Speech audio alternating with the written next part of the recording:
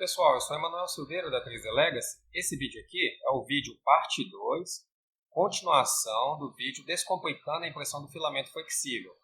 No vídeo parte 1, eu mostrei a impressão na prática com 3 máquinas, 3 tipos de filamentos flexíveis de fabricantes diferentes, para mostrar que é fácil. Nessa continuação aqui, que é a parte 2, eu vou mostrar agora pela tela do notebook, utilizando fatiador Cura, quais os parâmetros que a gente precisa ter atenção para ter uma impressão tranquila e com qualidade. Me acompanhe após a vinheta.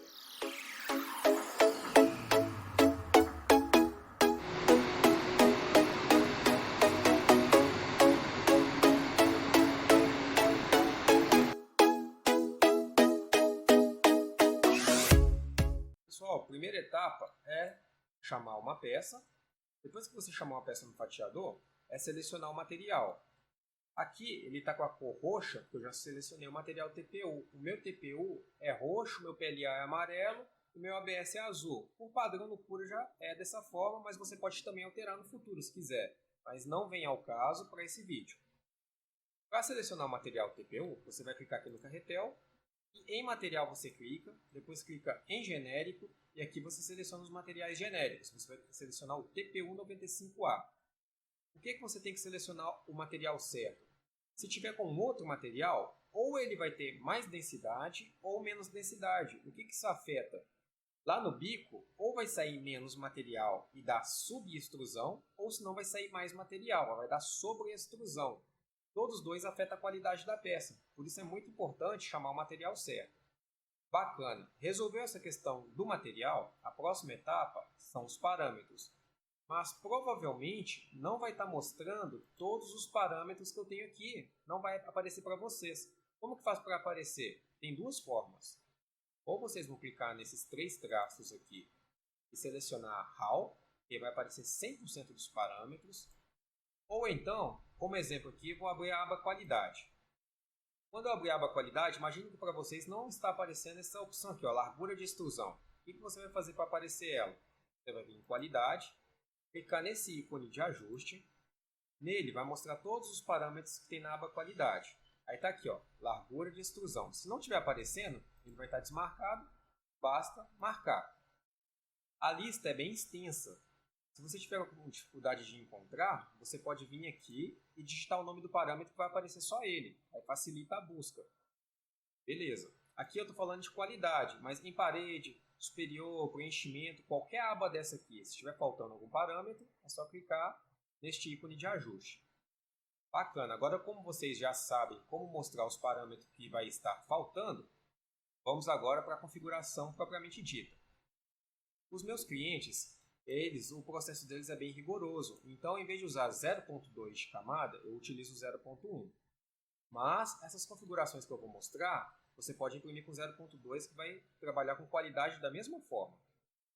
Aí no meu caso, em qualidade, eu uso 0.2 apenas na primeira camada.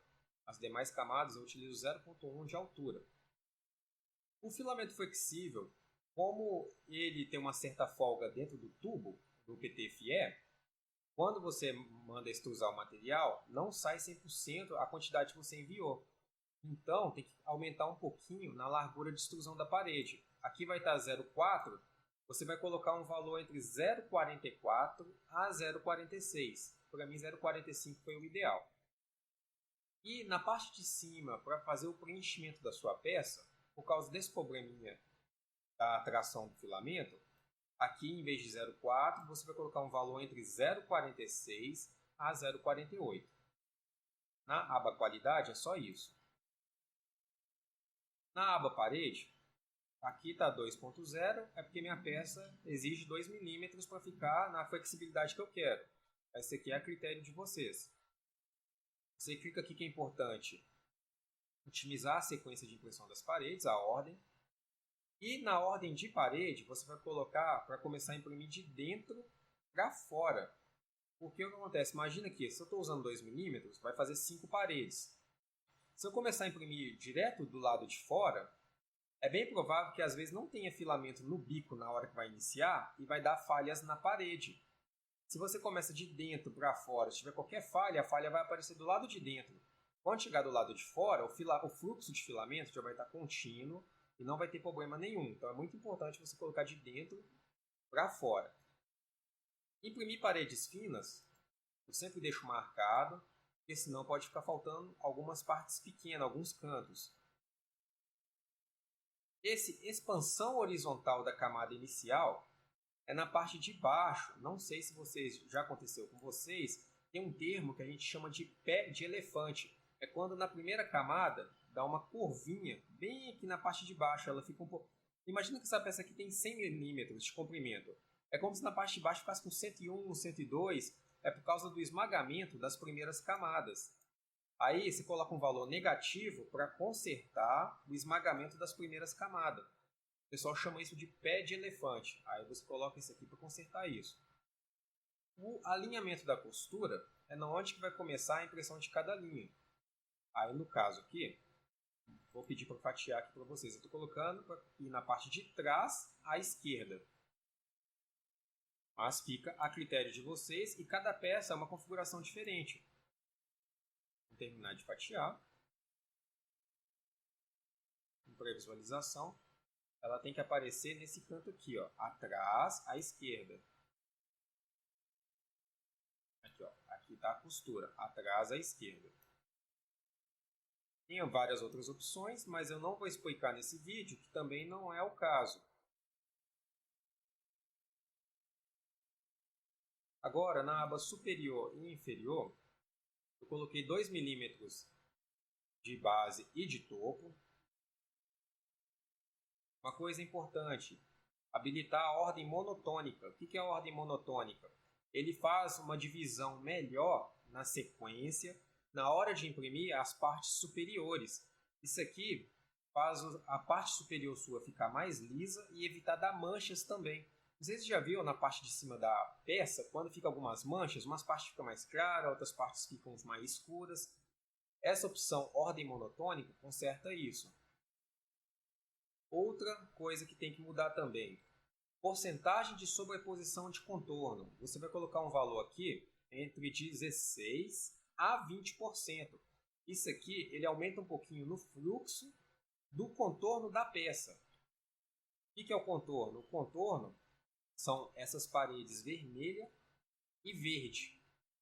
O que acontece? Se você não aumentar essa porcentagem aqui, vai ficar com pequenas falhas na parede e vai ficar com falha na adesão de parede. Aí é muito importante essa porcentagem aqui. Na aba superior e inferior é só isso. Na aba preenchimento. Para essa peça aqui eu coloquei a densidade de 20%. A porcentagem aqui não é importante. Essa porcentagem vai de acordo com a dureza da peça que você quer. Para esse cliente aqui, se eu colocar mais de 20%, a peça vai ficar muito dura. Já teve cliente que eu fiz uma peça flexível que era para sustentar 1 tonelada de peso. Aí eu tive que colocar a peça com 100% de preenchimento para a peça ficar maciça. Mas outra opção que é importante na aba preenchimento. Isso aqui, ó, porcentagem de sobreposição de preenchimento. Vai colocar um valor entre 25% a 28%. O que é essa porcentagem aqui? É isso aqui, ó. Vou mostrar para vocês. O amarelo aqui é o preenchimento. Aí, esse 28% é a quantidade que esse amarelo vai para cima do verde, que é a parede. Ou seja, é a junção do preenchimento com a parede interna.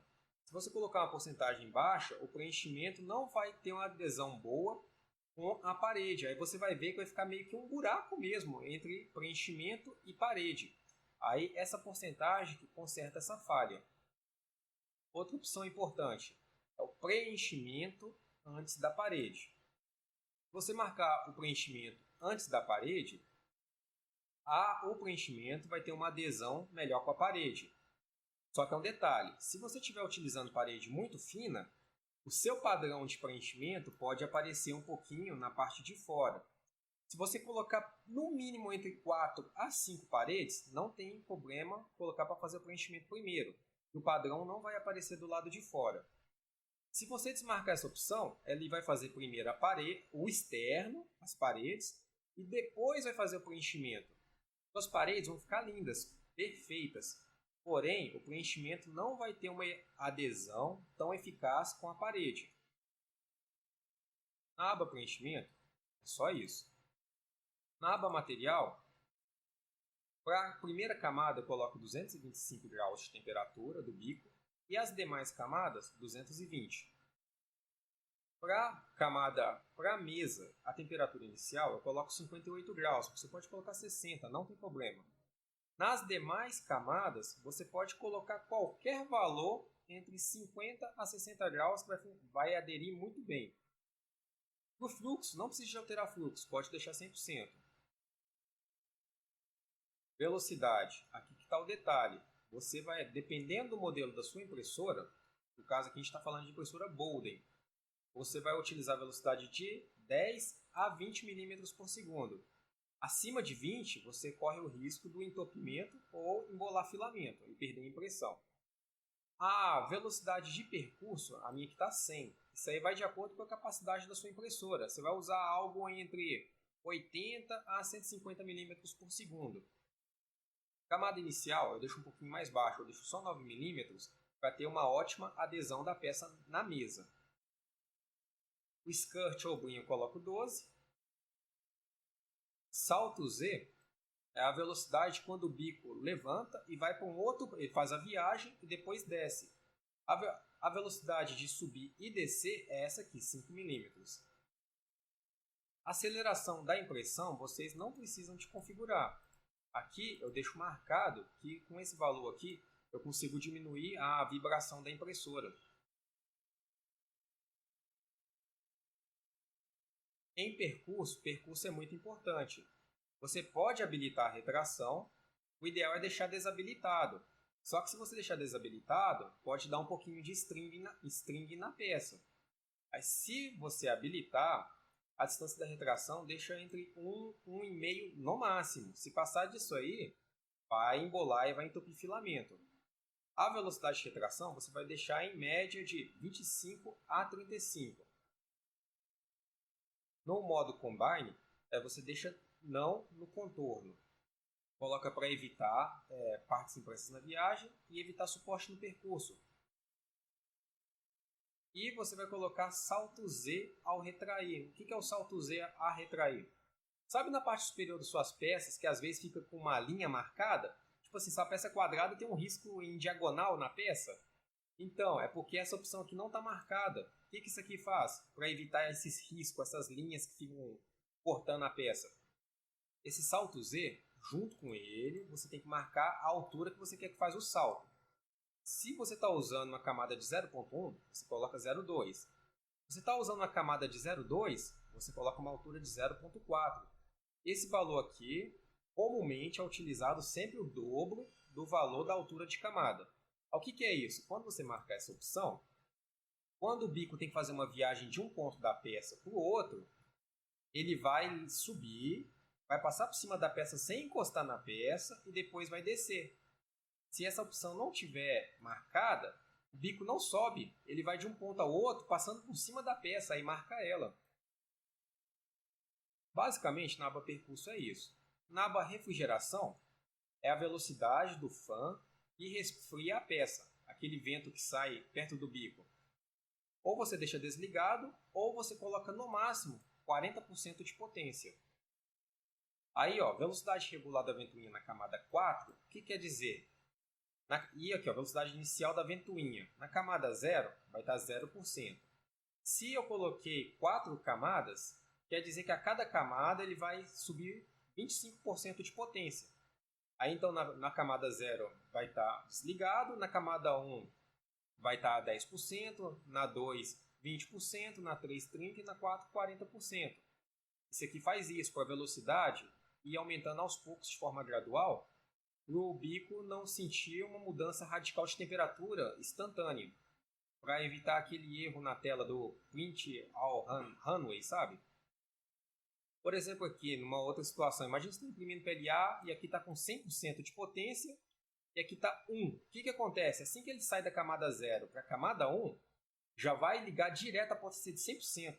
Aí o bico vai resfriar um pouco, e dependendo de como que o print runway tiver configurado sua impressora, vai causar o erro. porque vai dar uma diferença de temperatura muito repentina. Refrigeração é só isso. Suporte, eu não vou entrar na questão do suporte, que não vai alterar. Você pode configurar suporte normalmente para filamento flexível. Agora, aderência à mesa. É recomendada a utilização do BRIM e você utilizar entre 15 a 20 linhas. Correção de malha não precisa de trabalhar e experimental também, só para alguns casos específicos. Com isso que eu falei, vocês conseguem ter uma impressão de qualidade de forma bem tranquila. Aí, pessoal, se tiver qualquer dúvida ou sugestão de vídeo, pode mandar lá nos comentários, escrever. Vou fazer o possível para responder a todo mundo na forma mais hábil possível. E, gente, por favor, também eu peço para curtir e se inscrever no canal. Muito obrigado e o vídeo de hoje se encerra por aqui.